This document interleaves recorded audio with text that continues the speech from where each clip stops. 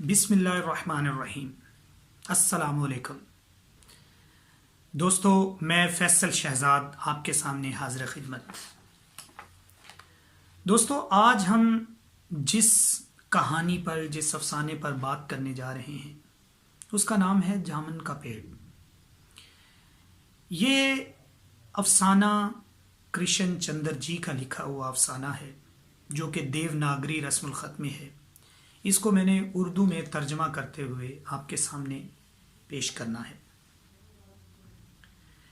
یہ افسانہ ہمارے انتظامی ڈھانچے پر بیس کرتا ہے کہ ہماری جو نوکرشاہی ہے، ہمارا جو انتظامی ڈھانچہ ہے، اس کے اندر کس طرح کام کیا جاتا ہے، کون کون سی کمیاں اس کے اندر موجود ہیں، اور بر صغیر کے اندر کون کون سے مسائل جو ہے، جو انسانوں نے جس انتظام کو خود جو ہے نظام کو رائج کیا ہے، اور وہی انسان اس نظام کو چلاتے ہوئے انسانوں کی زندگی کی پرواہ نہیں کرتے۔ تو یہ افسانہ آپ کے سامنے پیش کرنے جا رہا ہوں، جامن کا پیڑ۔ رات کو بڑا زور کا جھکڑ چلا، سیکٹریٹ کے لان میں ایک جامن کا پیڑ گر پڑا۔ صبح جب مالی نے دیکھا تو اسے معلوم ہوا کہ پیڑ کے نیچے ایک آدمی دبا پڑا ہے۔ مالی دوڑا دوڑا چپراسی کے پاس گیا، چپراسی دوڑا دوڑا کلرک کے پاس گیا، کلرک دوڑا دوڑا سپریٹینڈنٹ کے پاس گیا، سپریٹینڈنٹ دوڑا دوڑا باہر لان میں آیا۔ منٹوں میں گرے ہوئے پیڑ کے نیچے دبے آدمی کے ارد گرد مجمع اکٹھا ہو گیا۔ بیچارہ جامن کا پیڑ کتنا پھلدار تھا، ایک کلرک بولا۔ اس کے جامن کتنے رسیلے تھے، دوسرا کلرک بولا۔ میں پھلوں کے موسم میں جھولی بھر کے لے جاتا تھا، میرے بچے اس کے جامن کتنی خوشی سے کھاتے تھے۔ تیسرے کلرک کا یہ کہتے ہوئے گلا بھرا گیا۔ مگر یہ آدمی؟ مالی نے پیڑ کے نیچے دبے آدمی کی طرف دیکھ کے اشارہ کیا۔ ہاں، یہ آدمی؟ سپریٹینڈنٹ سوچ میں پڑ گیا۔ پتہ نہیں زندہ ہے کہ مر گیا؟ ایک چپڑاسی نے پوچھا۔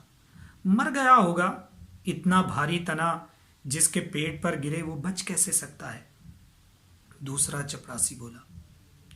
نہیں، میں زندہ ہوں، دبے ہوئے آدمی نے بمشکل کراہتے ہوئے کہا۔ زندہ ہے؟ ایک کلرک نے حیرت سے کہا۔ پیڑ کو ہٹا کے اسے نکال لینا چاہیے، مالی نے مشورہ دیا۔ مشکل معلوم ہوتا ہے، ایک کاہل اور موٹا چپراسی بولا۔ درخت کا تنا بہت بھاری اور وزنی ہے، بہت مشکل ہے، مالی بولا۔ اگر سپریٹینڈنٹ صاحب حکم دیں تو ابھی 15-20 مالی، چپراسی اور کلرک زور لگا کر دبے آدمی کو نکال سکتے ہیں۔ مالی ٹھیک کہتا ہے، بہت سے کلرک ایک ساتھ بولے۔ لگاؤ زور، ہم تیار ہیں۔ ایک دم بہت سے لوگ پیڑ کو کاٹنے پر تیار ہو گئے۔ ٹھہرو، سپریٹینڈنٹ بولا، میں انڈر سیکرٹری سے مشورہ کر لوں۔ سپریٹینڈنٹ انڈر سیکرٹری کے پاس گیا، انڈر سیکرٹری ڈپٹی سیکرٹری کے پاس گیا، ڈپٹی سیکرٹری جوائنٹ سیکرٹری کے پاس گیا، جوائنٹ سیکرٹری چیف سیکرٹری کے پاس گیا۔ چیف سیکرٹری نے جوائنٹ سیکرٹری سے کچھ کہا، جوائنٹ سیکرٹری نے ڈپٹی سیکرٹری سے کچھ کہا، ڈپٹی سیکرٹری نے انڈر سیکرٹری سے کچھ کہا۔ فائل چلتی رہی، اسی میں آدھا دن گزر گیا۔ دوپہر کو کھانے پر دبے ہوئے آدمی کے ارد گرد بھیڑ جمع ہو گئی تھی۔ لوگ طرح طرح کی باتیں کر رہے تھے۔ کچھ منچلے کلرکوں نے معاملے کو اپنے ہاتھ میں لینا چاہا۔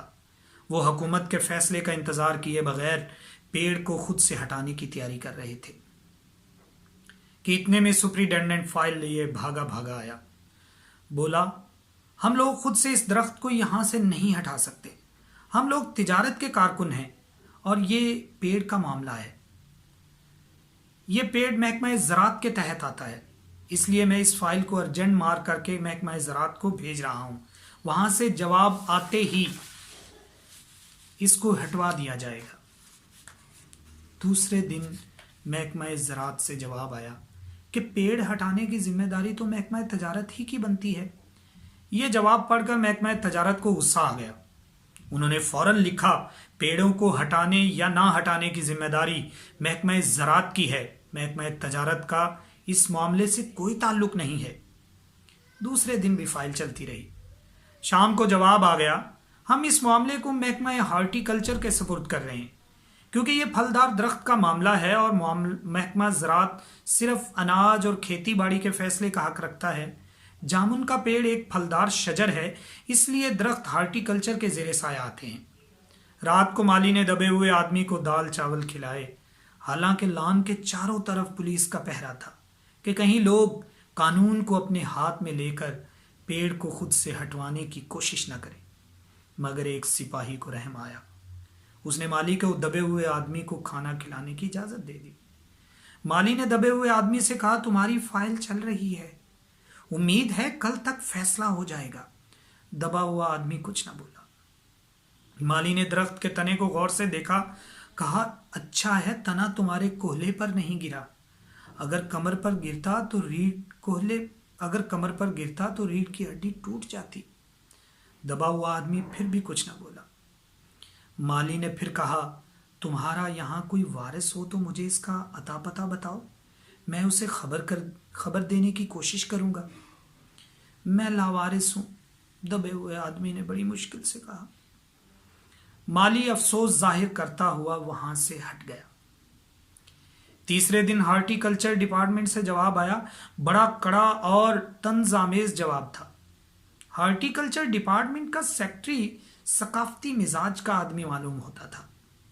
اس نے لکھا تھا، حیرت ہے، اس وقت جب درخت لگاؤ درخت اگاؤ اسکیم بڑے پیمانے پر چل رہی ہے، ہمارے ملک میں ایسے سرکاری افسر موجود ہیں جو درخت کاٹنے کا مشورہ دے رہے ہیں، وہ بھی ایک پھلدار درخت کو، اور وہ بھی جامن کے درخت کو، جس کا پھل لوگ بڑے شوق سے کھاتے ہیں۔ ہمارا محکمہ کسی بھی حالت میں اس پھلدار درخت کو کاٹنے کی اجازت نہیں دے سکتا۔ اب کیا کیا جائے؟ ایک من چلے نے کہا، اگر درخت نہیں کاٹا جا سکتا تو اس آدمی کو کاٹ کر نکال لیا جائے۔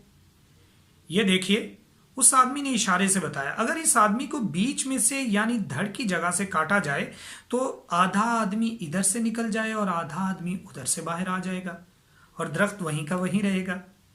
مگر اس طرح سے تو میں مر جاؤں گا، دبے ہوئے آدمی نے اعتراض کیا۔ یہ بھی ٹھیک کہتا ہے، ایک کلرک بولا۔ آدمی کو کاٹنے کا نایاب طریقہ پیش کرنے والوں نے ایک پختہ دلیل پیش کی۔ آپ جانتے نہیں، آج کل پلاسٹک سرجری کے ذریعے دھڑ کی جگہ سے اس آدمی کو پھر سے جوڑا جا سکتا ہے۔ اب فائل کو میڈیکل ڈپارٹمنٹ میں بھیج دیا گیا۔ میڈیکل ڈپارٹمنٹ نے فوراً اس پر ایکشن لیا اور جس دن فائل ملی اسی دن محکمے کے سب سے قابل پلاسٹک سرجن کے پاس بھیج دی گئی۔ سرجن نے دبے ہوئے آدمی کو اچھی طرح سے ٹٹول کر اس کی صحت دیکھ کر خون کا دباؤ، سانس کی آمد و رفت، دل اور پھیپھڑوں کی جانچ کی۔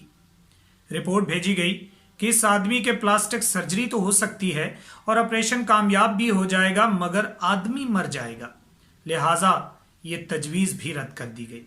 رات کو مالی دبے ہوئے آدمی کے منہ میں کھچڑی کا لقمہ ڈالتے ہوئے بولا، اب معاملہ اوپر چلا گیا ہے، سنا ہے سیکٹریٹ کے سارے سیکٹریوں کی میٹنگ ہوگی، تمہارا کیس ان کے سامنے رکھا جائے گا، امید ہے سب کام ٹھیک سے ہو جائے گا۔ دبا ہوا آدمی ایک آہ بھر کے آہستہ سے بولا، ہم نے مانا کہ تغافل نہ کرو گے لیکن خاک ہو جائیں گے ہم تم کو خبر ہونے تک۔ مالی نے اچنبھے سے منہ میں انگلی دبائی، حیرت سے بولا، کیا تم شاعر ہو؟ دبے ہوئے آدمی نے آہستہ سے سر ہلا دیا۔ دوسرے دن مالی نے چپڑاسی کو بتایا، چپڑاسی نے کلرک کو اور کلرک نے ہیڈ کلرک کو۔ تھوڑی ہی دیر میں سیکٹریٹ میں بات پھیل گئی کہ دبا ہوا آدمی شاعر ہے۔ بس پھر کیا تھا، لوگ بڑی تعداد میں شاعر کو دیکھنے کے لیے آنے لگے۔ اس کی خبر شہر میں پھیل گئی اور شام تک محلے محلے سے شاعر جمع ہونے شروع ہو گئے۔ سیکٹریٹ کا لان بھانت بھانت کے شاعروں سے بھر گیا۔ سیکٹریٹ کے کئی کلرک اور انڈر سیکٹری تک جنہیں ادب اور شاعری سے لگاؤ تھا رک گئے۔ کچھ شاعر دبے ہوئے آدمی کو اپنی غزلیں سنانے لگے، کئی کلرک اپنی غزلوں پر اصلاح مشورہ لینے لگے۔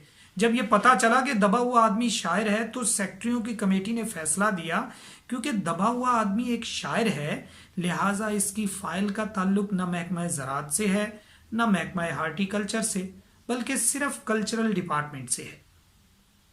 اب کلچرل ڈپارٹمنٹ سے استدعا کی گئی کہ جلد سے جلد اس معاملے میں فیصلہ کر کے بد نصیب شاعر کو اس شجر سایہ دار سے رہائی دلائی جائے۔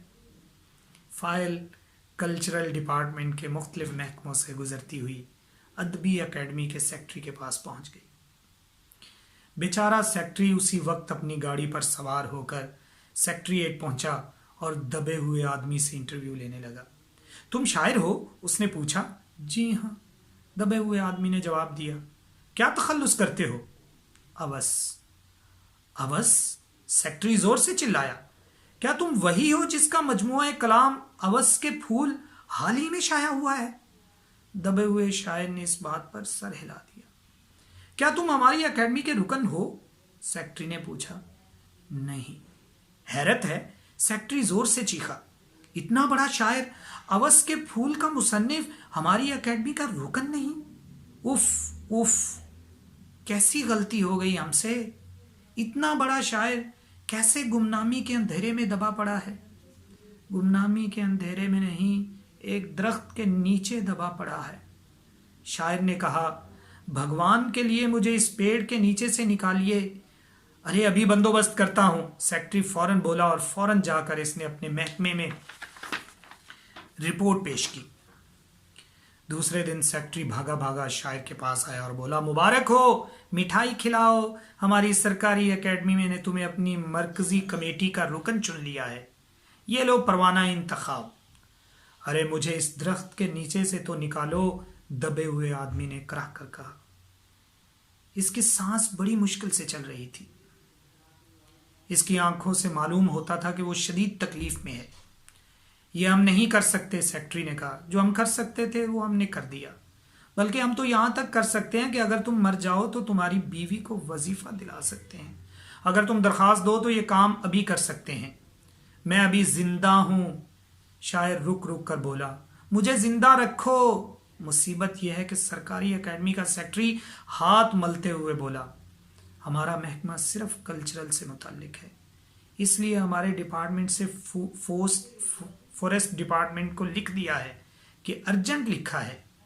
شام کو مالی نے دبے ہوئے آدمی کو بتایا، کل محکمہ جنگلات کے آدمی آ کر اس درخت کو کاٹ دیں گے اور تمہاری جان بچ جائے گی۔ مالی بہت خوش ہوا، حالانکہ دبے ہوئے آدمی کی صحت جواب دے رہی تھی، مگر وہ آہستہ آہستہ کسی طرح اپنی زندگی کے لیے لڑے جا رہا تھا۔ کل تک صبح تک کسی نہ کسی طرح اسے زندہ رہنا تھا۔ دوسرے دن جب محکمہ جنگلات کے آدمی آرا کلہاڑی لے کر پہنچے، ان کو درخت کاٹنے سے روک دیا گیا۔ معلوم یہ ہوا کہ محکمہ خارجہ سے حکم آیا ہے کہ اس درخت کو نہ کاٹا جائے۔ وجہ یہ ہے کہ اس درخت کو 10 سال پہلے حکومت پٹونیا کے وزیر اعظم نے سیکریٹریٹ کے لان میں لگایا تھا۔ اگر یہ درخت کاٹ دیا گیا تو اس امر کا شدید اندیشہ ہے کہ حکومت پٹونیا سے ہمارے تعلقات ہمیشہ کے لیے بگڑ جائیں گے۔ مگر ایک آدمی کی جان کا سوال ہے، ایک کلرک غصے سے چلایا۔ دوسری طرف 2 حکومتوں کے تعلقات کا سوال ہے، دوسرے کلرک نے پہلے کلرک کو سمجھایا۔ اور یہ بھی تو سمجھو، پٹونیا کی حکومت ہماری حکومت کو کتنی مدد دیتی ہے۔ اس دوستی کی خاطر ہم ایک آدمی کی زندگی کو قربان نہیں کر سکتے؟ شاعر کو مر جانا چاہیے۔ بالکل، انڈر سیکرٹری نے سپرنٹینڈنٹ کو بتایا۔ آج صبح وزیر اعظم دورے سے واپس آ گئے ہیں۔ آج 4 بجے محکمہ خارجہ اس درخت کی فائل ان کے سامنے پیش کرے گا۔ وہ جو فیصلہ دیں گے وہی ہم سب کو منظور ہوگا۔ شام 4 بجے خود سپرنٹینڈنٹ شاعر کی فائل لے کر اس کے پاس آیا۔ سنتے ہو؟ آتے ہی خوشی سے فائل لہراتے ہوئے چلایا۔ وزیر اعظم نے درخت کو کاٹنے کا حکم دے دیا اور اس واقعے کی ساری بین الاقوامی ذمہ داری اپنے سر لے لی ہے۔ کل یہ درخت کاٹ دیا جائے گا اور تم اس مصیبت سے چھٹکارا پالو گے۔ سنتے ہو؟ آج تمہاری فائل مکمل ہو گئی۔ سپرنٹینڈنٹ نے شاعر کے بازو کو ہلا کر کہا، مگر شاعر کا ہاتھ سرد پڑ چکا تھا۔ آنکھوں کی پتلیاں بے جان تھیں اور چیونٹیوں کی ایک لمبی قطار اس کے منہ تک جا رہی تھی۔ اس کی زندگی کی فائل بھی مکمل ہو چکی تھی۔ بہت شکریہ۔